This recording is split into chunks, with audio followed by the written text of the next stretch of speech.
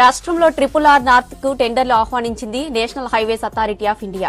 7,100 కోట్లకు పైగా వ్యయంతో గ్రీన్ ఫీల్డ్ 4-వే ఎక్స్ప్రెస్ హైవేగా నిర్మాణం చేపట్టనున్నారు. 2 ఏళ్లలో పూర్తి చేయాలని టెండర్లో పేర్కొంది NHAI. ఇక సంగారెడ్డిలోని గిర్మాపూర్ నుంచి యాదాద్రి వరకు 5 ప్యాకేజీలుగా టెండర్లను ఆహ్వానించింది.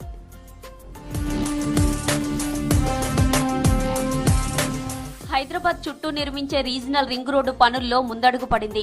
RRR నార్త్ పార్ట్ నిర్మాణానికి national highways authority of India శనివారం టెండర్లు పిలిచింది.